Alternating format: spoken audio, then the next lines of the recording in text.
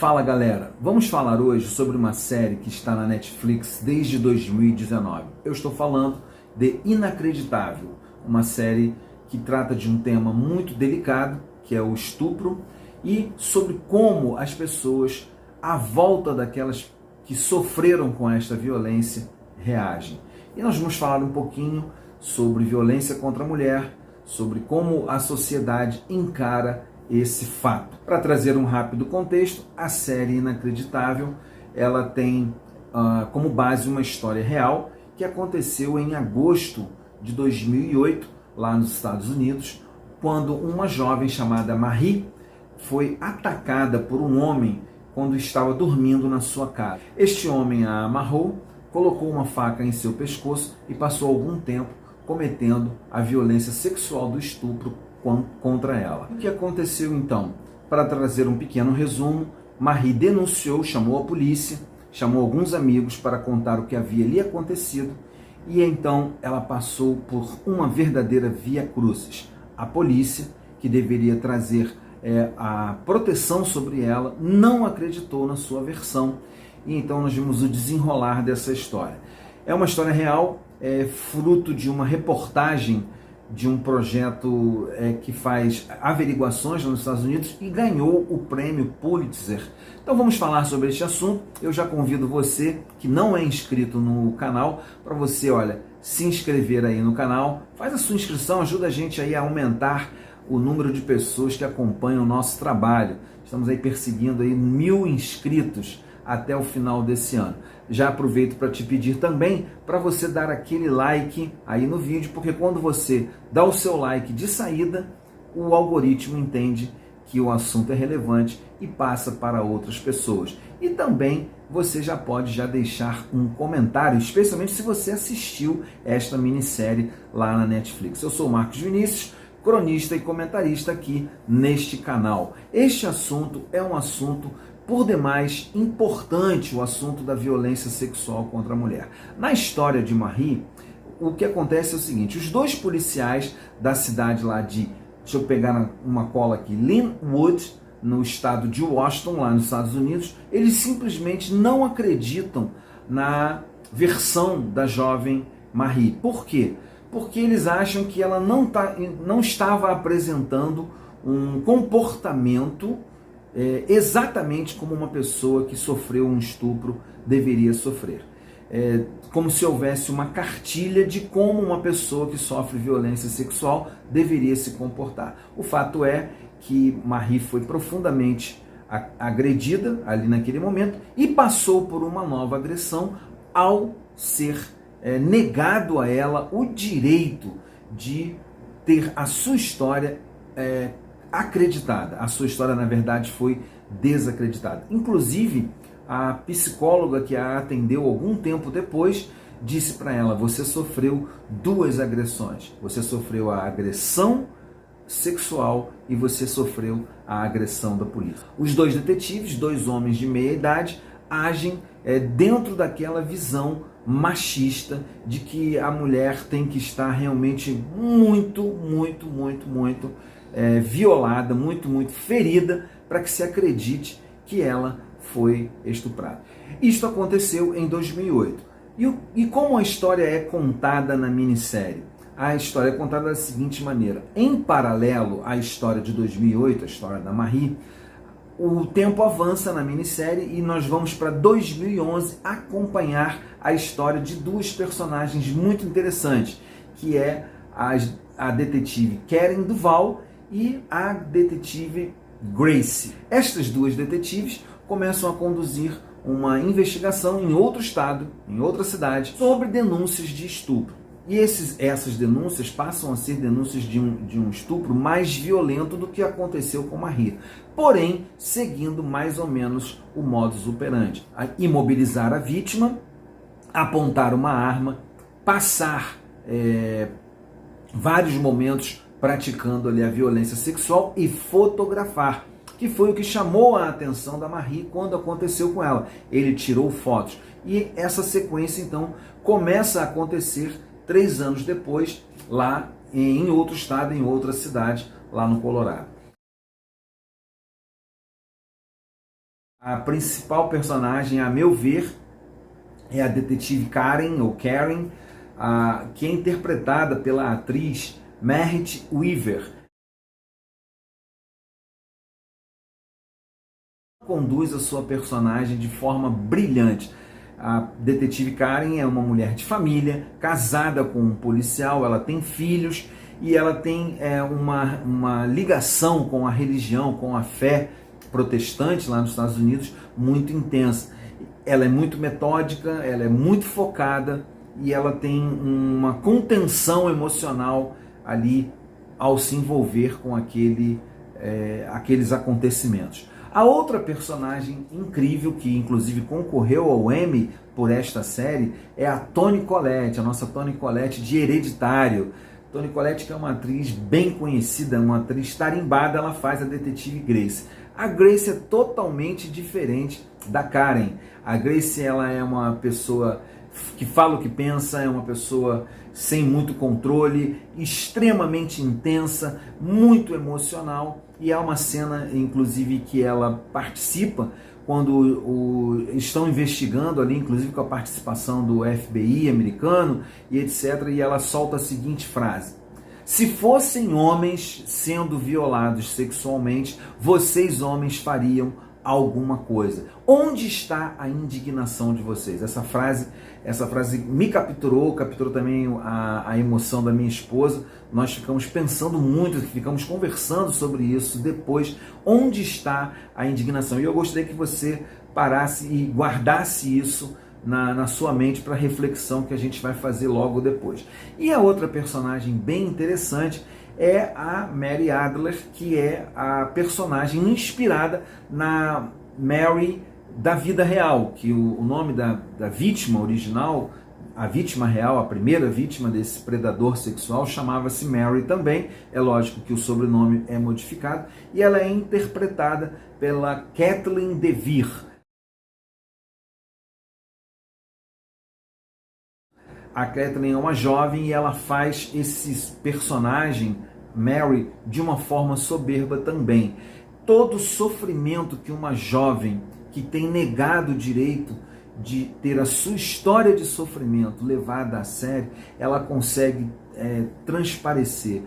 Ora se fechando como que num casulo, ora transmitindo um olhar totalmente perdido, ora fazendo coisas que ela depois se arrepende que não deveria ter feito.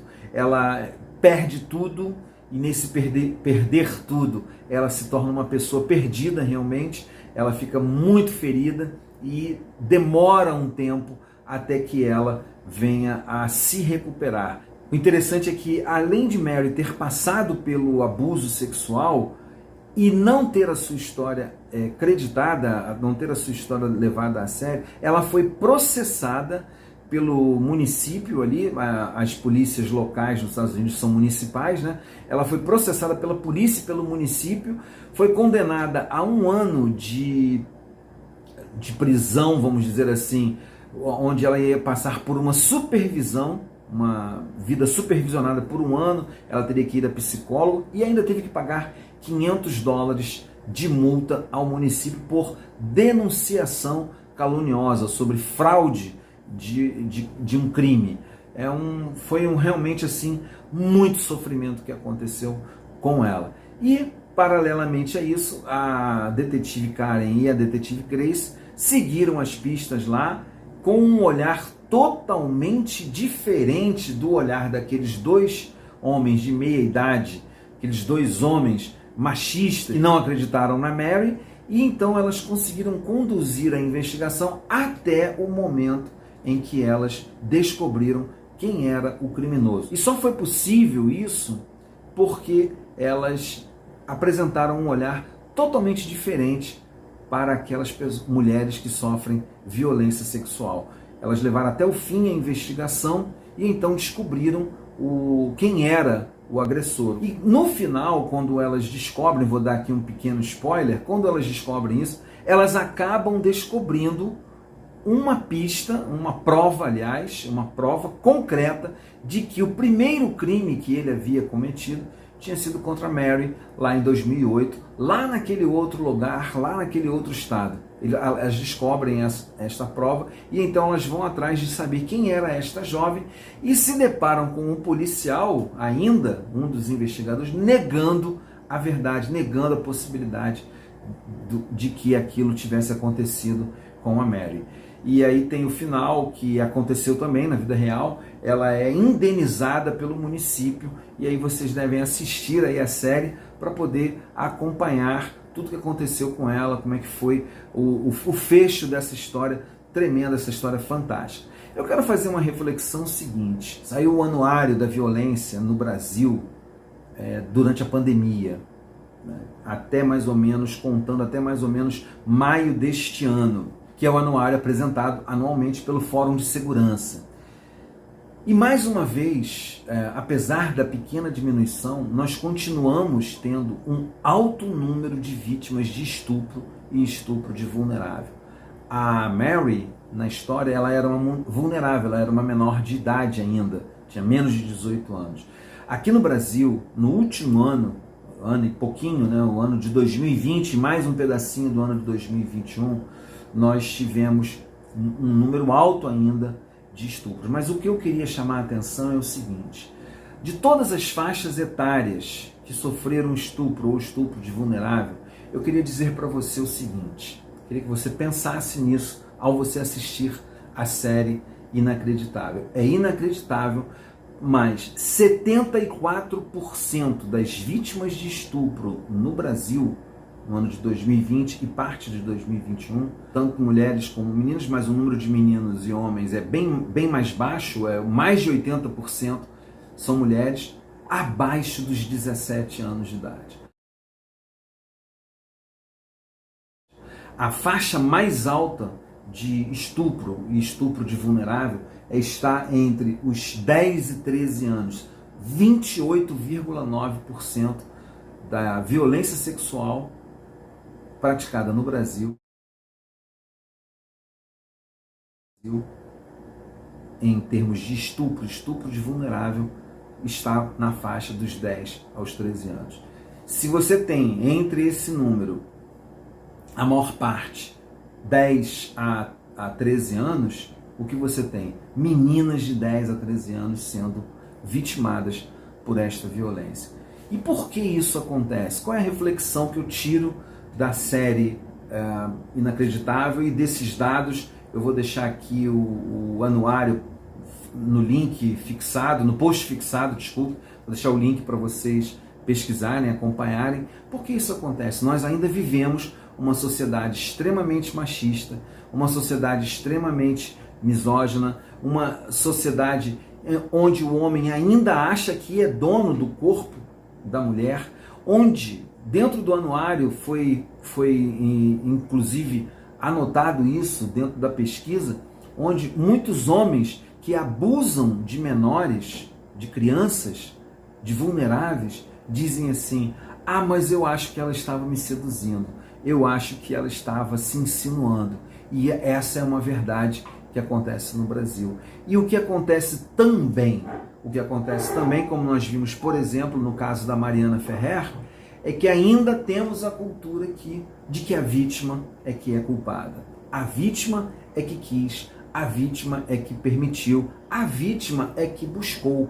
Como, não sei se vocês lembram daquele caso de uma menina que foi abusada dentro de uma comunidade, de uma favela, por mais de 10 traficantes. E muita gente disse: mas o que ela estava fazendo também dentro de uma favela? Então esse pensamento é o mesmo pensamento que estava lá dentro da série, dentro da história de Marie Adler, na série Inacreditável, e é o pensamento que está por trás de muitos desses abusos que aconteceram no Brasil aí durante a pandemia. Mesmo tendo havido uma diminuição nos números, você pode pesquisar e você vai ver que houve uma diminuição, mas ainda assim o número é muito alto, e ainda assim é muito alto o número de vulneráveis que são abusados sexualmente, que sofrem o estupro e o estupro de vulnerável. E essa história tem que mudar. A história daqueles dois policiais é a história que está aqui. Essa história precisa mudar. Essas pessoas precisam de respeito. Os corpos humanos precisam de respeito. A sexualidade humana precisa de respeito.